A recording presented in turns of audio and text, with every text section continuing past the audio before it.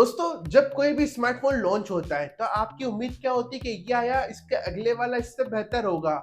लेकिन यहाँ पे पूरा ही उल्टा हुआ है। जैसा कि आपने ओप्पो के 14 का टीज़र वगैरह देखा होगा, यहाँ पे स्पेक्स भी आ चुके हैं। तो यहाँ पे अगर हम कंपेयर करें, तो यहाँ पे बिगेस्ट यहाँ पे डाउनग्रेड देखने को मिल रहा है ओप्पो के 14 में। ओप्पो के 13 इससे बेटर है, मैं बताऊँगा कैसे, पूरा डिटेल में यहाँ पे बताएँगे। कुछ 4-5 पॉइंट है, उसपे मैं बात करने वाला हूँ। तो वीडियो एंड तक जरूर देखना। एंड यहाँ पे बात कर लेते हैं, दोनों ही सिमिलर देखने को मिलते हैं, ज्यादा कोई डिफरेंस नहीं है। मेन डिफरेंस मैं डिजाइन का नहीं करूंगा, यहाँ पे डिस्प्ले की बात करते हैं।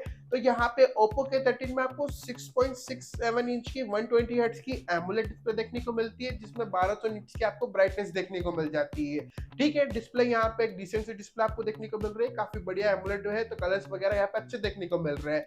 लेकिन ओप्पो के 14 में आपको 6.75 इंच की डिस्प्ले देखने को मिल रही है। अब डिस्प्ले साइज तो बड़ा है, लेकिन यहाँ पे एलसीडी डिस्प्ले देखने को मिल रही है।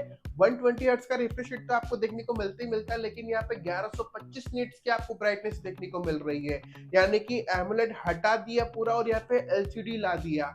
अब देखो यहाँ पे कलर्स वगैरह तो यहाँ पे कम ही देखने को मिलेंगे, विविंग एंगल भी आपके बेकार हो गए और ब्राइटनेस कम है, तो यहाँ पे आप बाहर इसे यूज नहीं कर सकते सही से, क्योंकि पहले 1200 निट्स था तो उसमें भी थोड़ा सा आपको दिक्कत होती थी। अब तो यहाँ पे थोड़ा और कम कर देगा, तो यहाँ पे अगर धूप वगैरह में यूज करोगे थोड़ा प्रॉब्लम हो सकता है मे बी।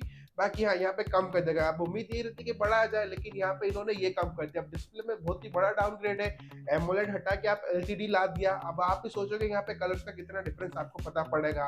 अगर आपको डिस्प्ले का नॉलेज है तो आपको समझ आ जाएगी। उसके बाद फिर बात करते हैं यहाँ पे परफॉर्मेंस की। परफॉर्मेंस में भी बहुत ही बड़ा डाउनग्रेड मुझे यहाँ पे देखने को मिला, क्योंकि यहाँ पे ओप्पो के 13 में आपको देखने को मिलता है स्नैपड्रैगन का Gen 4 चिपसेट, जो कि एक बढ़िया था।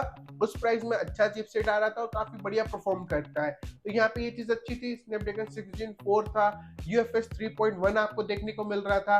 अब वहीं आपको ओप्पो के 14 में डायमेंसिटी 6300 चिपसेट देखने को मिल रहा है और UFS 2.2 कर दिया गया है। आप सोचो 3.1 से 2.2, यानी कि फोन आपको थोड़ा और स्लो फील होगा। अगर आप साइड बाई साइड ओप्पो के 13 चलाओगे और इधर ओप्पो के 14 चलाओगे, तो जब आप फोन चलाओगे तो आपको फोन स्लो होगा।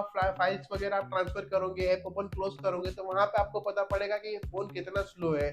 जब आप साइड बाय साइड इनके प्रीवियस जनरेशन को कंपेयर करोगे, यानी कि जो न्यू जनरेशन है वो कितना ही बकवास और कितनी ही घटिया यहाँ पे आपको फील होगी। ऐसा जब आप दोनों साइड बाय साइड कंपेयर करोगे तभी आपको पता पड़ेगा।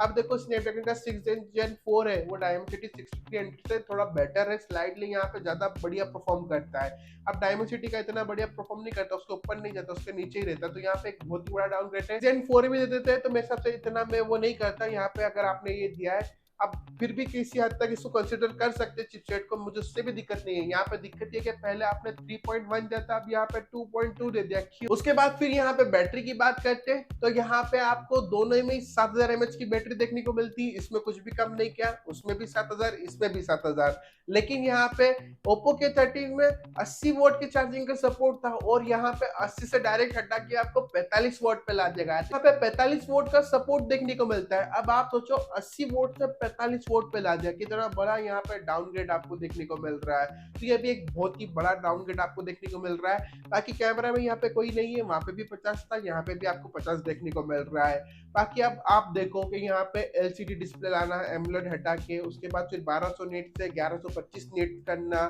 और उसके बाद फिर यहाँ पे आप ये भी देखो कि चिपसेट 6 Gen 4 से डायमेंसिटी 6300 करना और 80 वोट से 45 वोट पे लाना, क्या ये सही है? यहाँ पे डिस्प्ले अगर आपने एलसीडी करी तो वो बात अलग है, साइज थोड़ा आपने बढ़ा दिया डिस्प्ले का। वहाँ पे 6.7 था तो यहाँ पे 7.5 कर दिया आपने, ठीक है, लेकिन यहाँ पे एमोलेड हटा के एलसीडी कर दिया, तो मुझे ये डिस्प्ले में थोड़ा ज्यादा बुरा लगा। बाकी आपकी क्या राय है, आप कमेंट में जरूर बताना। उसका प्राइस पता है, अगर पता है तो कमेंट में जरूर बताना, और कमेंट में आप ही प्राइस बताओगे, मुझसे मत पूछना। तो फिलहाल के लिए इतना ही, नेक्स्ट वीडियो में, तब तक के लिए स्टे अलर्ट।